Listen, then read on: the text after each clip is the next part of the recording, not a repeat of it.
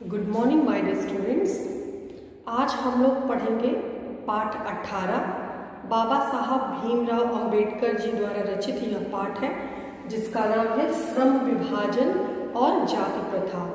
जीवन परिचय दिया हुआ है बुक में, जीवन परिचय वहाँ से पढ़ सकते हैं। इनका जो जन्म है 14 अप्रैल 1891 महू और मध्य प्रदेश में इनका जन्म हुआ था। 14 अप्रैल 1891 में इनका जन्म हुआ था। इनकी मृत्यु जो है 1956 में दिल्ली में हुई थी। इनकी जो है बहुत महत्वपूर्ण रचना है। आप लोगों ने आपको पता होगा कि इन्हें संविधान निर्माता के रूप में भी जाना जाता है। इन्होंने इनसे बचपन में एक बार किसी ने पूछा कि मतलब आप बड़े होकर क्या बनना चाहते हैं, क्या बनेंगे? तो उन्होंने कहा कि मैं पढ़ लिख करके योग्य बन के मैं एक अच्छा जो है वो वकील बनना चाहता हूँ, ताकि मैं चाहता हूँ कि जो देश में जो दलितों के साथ जो अछूत वाला व्यवहार किया जाता है उनको न्याय दिला सकूँ, उनके लिए एक अलग से कानून बना सकूँ ताकि उन्हें भी समाज में समानता का दर्जा जो है वो मिल सके। इसी संदर्भ में उन्होंने एक बात कही कि अगर इंसानों के अनुरूप, जैसा इंसान चाहते हैं, आप जैसा चाहते हैं जीना, अगर इंसानों के अनुरूप जीने की सुविधा कुछ लोगों तक ही सीमित है, तब जिस सुविधा को आप आमतौर पर स्वतंत्रता कहते हैं उसे स्वतंत्रता ना कह करके विशेषाधिकार कहा जाना चाहिए।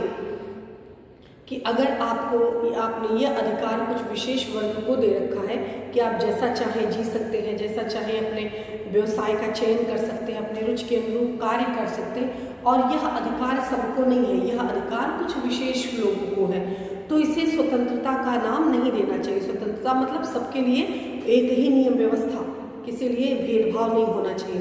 तो ऐसे समय में उनके साथ किसी प्रकार का कोई भेदभाव जो है वह नहीं होना चाहिए, और जो है सबको जो है अगर ऐसा नहीं हो रहा है तो आप इसे स्वतंत्रता का नाम नहीं देंगे, बल्कि इसे आप कहेंगे कुछ विशेष लोगों के लिए विशेषाधिकार। तो इससे उनके मन की जो पीड़ा है वो मन की पीड़ा जो है उजागर हो रही है कि उनके साथ किस तरह अछूतों जैसा व्यवहार किया जाता है। तो उनकी पीड़ा के रूप में ये पंक्तियां जो है वो द्रष्टव्य है। आगे देखिए, जो आज हमको ये पाठ पढ़ना है श्रम विभाजन और जाति प्रथा, वो सारांश के रूप में हम देखेंगे। तो यह जो लेख है, यह लेख जो है भाषण के रूप में तैयार किया गया था। यह लेख 1936 में जाति पाति तोड़क मंडल लाहौर के वार्षिक सम्मेलन में, लाहौर के वार्षिक सम्मेलन में इसको जो है अध्यक्षीय भाषण के रूप में तैयार किया गया था कि इस भाषण को जो है वो बोला जाएगा, बताया जाएगा, भाषण दिया जाएगा। लेकिन किन्हीं कारणों से, चूंकि उस समय भी कई विचारधाराओं के मतावलंबी थे, तो अलग अलग विचारधाराएं थी, तो इस बात का समर्थन नहीं मिल पाया। सो आपस में मतभेद हो जाने के कारण ये जो दोनों जो बनाए गए थे, दोनों छेद जो बनाए गए थे, इस भाषण जो तैयार किए गए थे, इस भाषण को वहाँ पर जो है ये भाषण दिया नहीं गया था।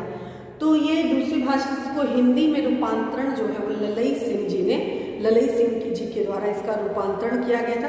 बाद में इसको भीमराव अंबेडकर जी ने अपनी एक अलग से रचना के रूप में उसको जो है वो बनाया था। तो अंबेडकर ने इसे एक स्वतंत्र पुस्तिका के रूप में प्रकाशित किया था और वितरित किया था, और बाद में चल के ये काफ़ी जो है चर्चा का जो है विषय वो बना था। तो आइए हम देखते हैं इस पाठ का सारांश। इस पाठ में क्या महत्वपूर्ण बातें वो बताई गई हैं। श्रम विभाजन और जाति प्रथा। श्रम विभाजन क्या है और जाति प्रथा क्या है? यह पेज आप देखेंगे, पेज नंबर 153। यह विडंबना की ही बात है। विडंबना मतलब दुर्भाग्यपूर्ण परिस्थिति। यह हमारे लिए विडंबना की बात है कि इस युग में भी जाति पाति के पोषकों की कमी नहीं है। आज भी बहुत से लोग हैं जो जाति पाति का समर्थन करते हैं। जहां हम पढ़ लिख करके भी काफ़ी लोग जो साक्षर हो चुके हैं, योग्य हो चुके हैं, शिक्षित हो चुके हैं, उसके बावजूद भी लोगों के अंदर अभी भी जाति पाति का जो विष है, वो दंश है, वो समाप्त नहीं हुआ। अभी भी जाति पाति का समर्थन करने वाले लोग जो है अभी भी मौजूद हैं। ये हमारे लिए सबसे बड़ा अभिशाप का प्रश्न है। अगर इसी तरह से जातियों में लोग बढ़ते रहे तो इससे क्या होगा, देश का विकास जो है वो अवरुद्ध हो जाएगा, हम काफ़ी जो है पीछे हो जाएंगे। तो हमारे लिए यह बहुत दुर्भाग्यपूर्ण स्थिति है कि आज भी लोग जो है इसका समर्थन करते हैं, और जो लोग इसका पोषण करते हैं, जो लोग ये बात जाति को मानते हैं, जाति प्रथा को बढ़ावा देते हैं, जो इसके हिमायती हैं, उसको वे लोग इस बात को साबित करने के लिए जो विभिन्न प्रकार के तर्क प्रस्तुत करते हैं कि जाति प्रथा होनी चाहिए, तो जाति प्रथा के समर्थन में उनके द्वारा कई प्रकार के जो है वो तर्क प्रस्तुत किए जाते हैं। फॉर एग्जाम्पल, समर्थन का एक आधार यह कहा जाता है कि आधुनिक सभ्य समाज कार्य कुशलता के लिए श्रम विभाजन को आवश्यक मानता है। चूंकि जाति प्रथा भी श्रम विभाजन का ही दूसरा रूप है, इसलिए इसमें कोई बुराई नहीं है। आप लोगों ने पढ़ा होगा, जो हिंदू मैथोलॉजी में बताया गया था कि जो है जो ब्राह्मण, क्षत्रिय, शूद्र, वैश्य, इन लोगों को अलग अलग कार्य डिवाइड किया गया था कि इनका हर जो है जाति का अपना एक विशेष कर्म क्षेत्र है। क्षत्रिय का क्या काम है, ब्राह्मण का क्या काम है, शूद्र का काम क्या है, वैश्य का काम क्या है, तो अलग अलग प्रकार से काम जो है विभाजित किया गया। तो जाति के आधार पर लोगों को काम जो है डिसाइड किया गया, और चूंकि कार्य कुशलता, एक ही व्यक्ति सब कार्य में पारंगत नहीं हो सकता, एक ही जाति, एक ही व्यक्ति हर कार्य नहीं कर सकता, तो उसमें उसको अलग अलग जातियों के आधार पर बांट दिया गया कि ये फला जाति का है सो ये कार्य करेगा, ये फला जाति का है तो ये कार्य करेगा। इसमें किसी प्रकार की किसी को आपत्ति जो है वो नहीं होनी चाहिए। तो जो लोग जाति प्रथा के पोषक हैं, जो जाति प्रथा का समर्थन करते हैं, वो ये मानते हैं कि श्रम विभाजन करने के लिए, लोगों के अंदर कार्य कुशलता डेवलप करने के लिए, लोगों को सिखाने के लिए ये जो है विभाजन अति आवश्यक जो है वो माना जाता है। और दूसरा रूप यह, और इसमें किसी प्रकार की कोई आपत्ति भी नहीं है, सही बात है कि सब व्यक्ति सब काम तो कर नहीं सकता, इसलिए अलग अलग कार्य को हम जब भी छोटे अपने घरों में भी कोई प्रोग्राम करते हैं या कोई भी चीज़ देखते हैं तो देखते हैं कार्यों का हम बंटवारा करते हैं कि ये काम इनको करना है, ये काम इनको करना है। तो इससे क्या होता है कि जो एक व्यक्ति के ऊपर कोई विशेष भार नहीं आता। ठीक उसी प्रकार अलग अलग जातियां बना दी गई, अलग अलग जातियों को अलग अलग काम सौंप दिया गया और सब अपने काम में माहिर है, पारंगत है, तो उसमें किसी प्रकार की कोई आपत्ति नहीं होनी चाहिए। यह लेखक बताते हैं कि इस तरह के लोग अवधारणा सामने प्रस्तुत करते हैं। इस तर्क के संबंध में पहली बात तो यही आपत्तिजनक है कि जाति प्रथा श्रम विभाजन के साथ साथ श्रमिकों का विभाजन जो है का भी एक रूप जो है वो लिए हुए है। श्रम विभाजन निश्चय ही सभ्य समाज की आवश्यकता है, परंतु किसी भी सभ्य समाज में श्रम विभाजन व्यवस्था श्रमिकों को विभिन्न वर्गों में अस्वाभाविक रूप से विभाजन नहीं करती। तो लेखक का मत है, डॉक्टर भीमराव अम्बेडकर जी ने अपना मत प्रस्तुत करते हुए कहा कि आपकी बात एकदम सही है, जो लोग इस बात का समर्थन करते हैं उसमें बात सही है, लेकिन आपत्ति का प्रश्न ये है कि श्रम विभाजन जो होना अनिवार्य है। अगर कोई भी देश को आगे बढ़ाना है तो उसमें श्रम विभाजन अनिवार्य है, लेकिन जो श्रम विभाजन होना चाहिए वो कार्य का बंटवारा होना चाहिए, ना कि श्रमिकों का बंटवारा हो। आप कार्य डिसाइड कर दीजिए कि ये कार्य को कई वर्गों में बांट दीजिए और कार्य के आधार पर श्रमिक को, लोगों को ये सुविधा दे दीजिए अपनी स्वेच्छा के अनुसार वो अपना कार्य का चयन कर सके, ना कि किसी के जाति के आधार पर किसी को बाउंड करिए कि नहीं आपको यही कार्य ही करना है। तो ये समस्या का जो है ये प्रश्न हमारे सामने प्रस्तुत होता है। भारत की जाति प्रथा की एक विशेषता यह भी है कि श्रमिकों का अस्वाभाविक विभाजन ही नहीं करती, बल्कि विभाजित विभिन्न वर्गों को एक दूसरे की अपेक्षा ऊंच नीच भी करार देती है, जो कि विश्व के किसी भी समाज में नहीं पाया जाता। बड़े ही कुशलता के साथ लोग ये बात कह देते हैं कि सभी काम सब लोग नहीं कर सकते, इसलिए कार्य का बंटवारा होना चाहिए और कार्य का बंटवारा जो है जाति के आधार पर होना चाहिए। तो इस पर आपत्ति प्रस्तुत करते हुए भीमराव अम्बेडकर जी ने कहा ये केवल श्रम का बंटवारा नहीं है, ये केवल कार्य कुशलता का बंटवारा नहीं है, इसके साथ साथ क्या होता है, इसके साथ साथ वो लोग श्रमिकों का भी बंटवारा कर देते हैं, कार्य का बंटवारा करते हैं, कार्य के साथ श्रमिकों का भी, जो कार्य को करने वाला उसका भी बंटवारा कर देते हैं। और केवल बंटवारा ही नहीं करते, आपस में ऊंच नीच का भाव भी पैदा कर देते हैं कि आप बड़े हो, आप छोटे हो, आप ये काम करते हो तो आप जो है उच्च कोटि के हो उच्च जाति के हो, आप ये काम करते हो तो आप निम्न जाति के हो या निम्न कोटि को। सो ऐसी विचारधारा जो है समाज में पनपती चली जाती है। तो किसी भी देश के विकास के लिए, सामाजिक उत्थान के लिए, सामाजिक समरसता लाने के लिए, मानवता स्थापित करने के लिए ये जो धारणा है जाति के आधार पर कार्य का विभाजन हो, ये किसी तरह से सही नहीं ठहराया जा सकता। भले ही लोग लाग इस पे तर्क प्रस्तुत करते हैं, लेकिन ये सारे तर्क जो है खोखले हैं, बेबुनियादी हैं और लोगों को बरगलाने वाले हैं। ये जो है भीमराव अम्बेडकर जी ने इस पक्ष को, इस तर्क को काटते हुए अपना विचार जो है वो प्रस्तुत किया। आगे क्या कहते हैं, जाति प्रथा, जाति जो अलग अलग जातियां हैं, जाति को ही प्रथा बना, जाति को ही मान लीजिए, अगर आप जाति आधार मान लीजिए श्रम का विभाजन का, तो श्रम में विभाजन अगर मान लिया जाए, जाति के आधार पर किसी का श्रम विभाजन कर दिया जाए, तो यह स्वाभाविक विभाजन नहीं है। स्वाभाविक मतलब प्राकृतिक जैसा होना चाहिए, ये सही विभाजन नहीं कहलाएगा। किसी जाति के आधार पर कार्य का बंटवारा नहीं होना चाहिए। क्यों नहीं होना चाहिए? क्योंकि पहली बात तो यह मनुष्य की रुचि पर आधारित नहीं है। रुचि, आप चाहो कि आपको पेंटर बनना है तो आप नहीं बन सकते, कि आप उस जाति के नहीं तो आपको ये इजाजत नहीं देती, स्वेच्छा से आपको व्यवसाय चुनने की इजाजत आपको नहीं मिलती। तो ये कहीं ना कहीं यह जो है ये समस्या। तो पहली बात कि रुचि पर आधारित नहीं, जो जाति प्रथा का विभाजन किया जाता है तो पहले इसमें खोखली बात क्या है, इसमें रुचि को ध्यान नहीं दिया जाता। अगर कोई व्यक्ति बेमन से कोई काम करेगा तो जाहिर सी बात है उसमें अपना जो है वो अच्छे ढंग से उसका क्रियान्वयन नहीं कर पाएगा, अच्छे ढंग से वो अपना जो है अभिव्यक्ति जो है उसमें अपनी क्षमता, अपना कौशल जो है वो नहीं दिखा पाएगा। तो पहली बात तो रुचि पर आधारित नहीं है। कुशल व्यक्ति या सक्षम श्रमिक समाज का निर्माण करने के लिए आवश्यक है। यह हम व्यक्तियों की क्षमता माने कैपेसिटी, व्यक्ति की क्षमता को इस सीमा तक विकसित करें जिससे वह अपना पेशा व कार्य चुनाव स्वयं कर सके।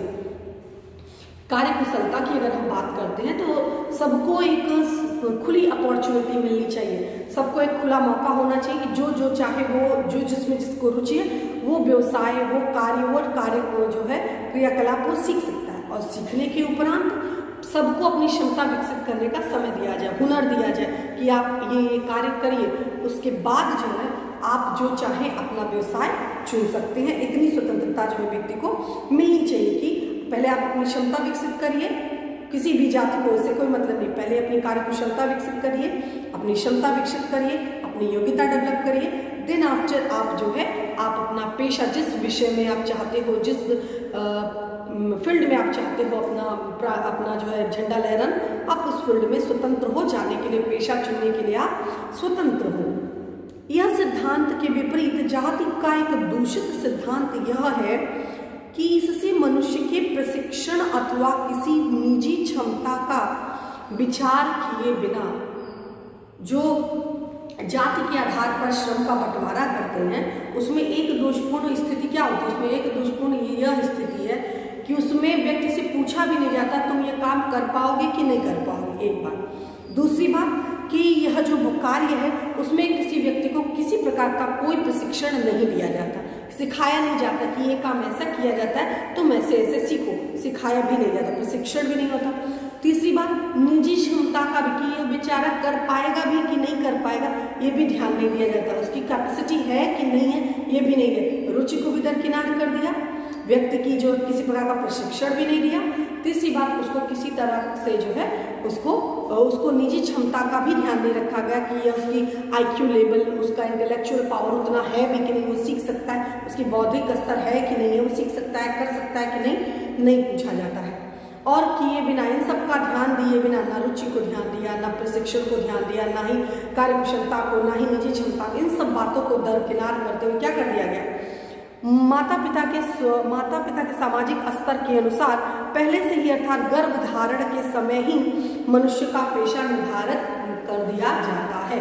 तो सबसे बड़ी दोषपूर्ण बात क्या है कि माता पिता जैसे, जो माता पिता का व्यवसाय है वही व्यवसाय चुनने के लिए अगली पीढ़ी को जाति के आधार पर उन्हें क्या है बाध्य कर दिया जाता है। तो यह दोषपूर्ण परिस्थिति है कि गर्भ धारण के समय ही कोई नहीं जानता कि कोई व्यक्ति क्या बन के आएगा समाज में, और लेकिन चूंकि उसको वही व्यवसाय चुनना है तो वह जो है कहीं ना कहीं वह व्यवसाय चुनने के लिए वो न चाहते हुए उसे चुनना पड़ता है। गर्भधारण के समय डिसाइड कर दिया कि आपके माता पिता ये करते तो आपको भी यही काम करना है, तो इसके लिए उन्हें जो है काफ़ी समस्याओं का, आर्थिक संकट झेलना पड़ता है, बहुत सारी समस्याओं का सामना उनको भी करना पड़ता है। कहीं ना कहीं इसका खामियाजा समाज को भी उठाना पड़ता है। जब कोई काम बेमन से करेगा, अधूरे मन से करेगा, तो वह कार्य अच्छे ढंग से नहीं होगा।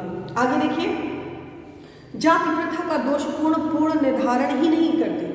एक बात ऐसा नहीं कि पहले ही निर्धारित कर दिया कि चलो आपको माता पिता आपके ये काम करते हैं तो आप गर्भ में बच्चा है तो उसको वही काम ही करना, तो केवल यही बात नहीं है, इसके आगे भी परिस्थितियां हैं।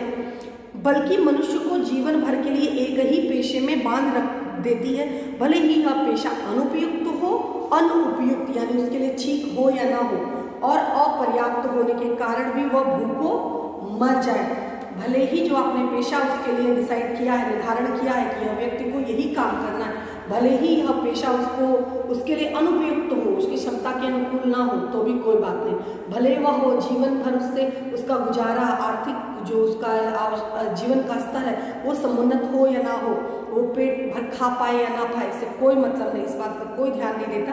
और बस केवल निर्धारण एक बार कर दिया जाता है और उसे इतनी भी स्वतंत्रता नहीं दी जाती कि अपने आवश्यकता अनुसार वह जो है अपने रोजगार का जो है स्वरोजगार का चयन कर सके।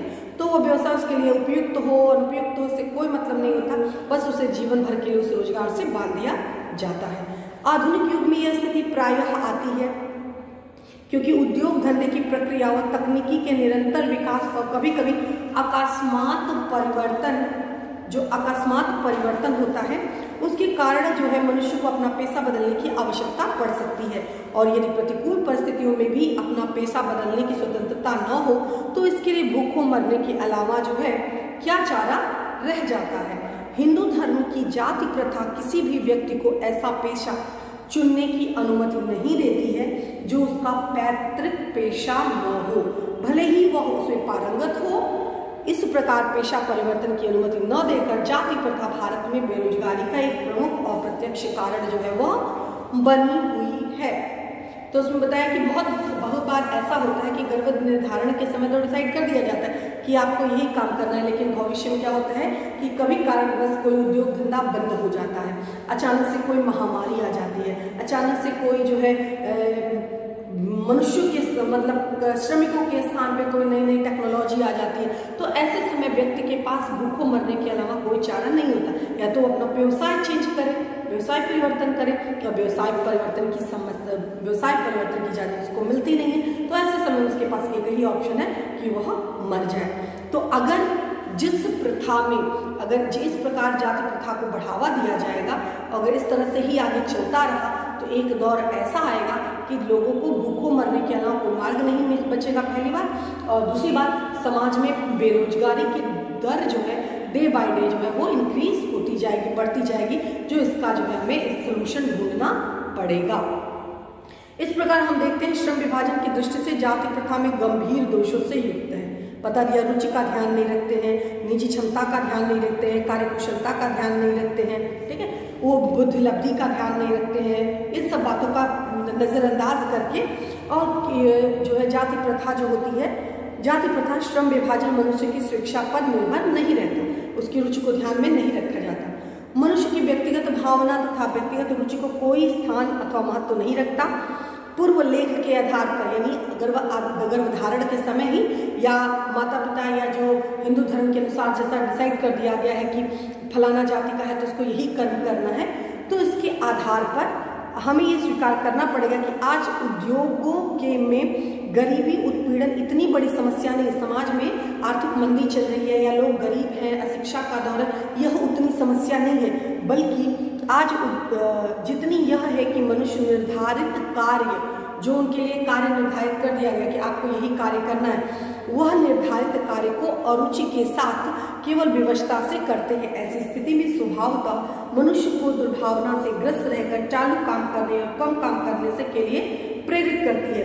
ऐसी स्थिति में जहाँ काम करने वाले को न दिल लगता है और न ही दिमाग, कोई कुशलता कैसे प्राप्त की जा सकती है। अतः निर्विवाद रूप से यह सिद्ध हो जाता है कि आर्थिक पहलू से भी बेरोजगारी भी है, रुचि का भी ध्यान नहीं रखा गया और आर्थिक पहलू से भी यह जाति प्रथा किसी प्रकार से पोषक नहीं है। जाति प्रथा हमारे लिए हानिकारक सिद्ध होती है, क्योंकि मनुष्य का स्वाभाविक प्रेरणा रुचि आत्मशक्ति को दबाकर उन्हें अस्वाभाविक नियमों में जकड़कर उसे निष्क्रिय बना देती है।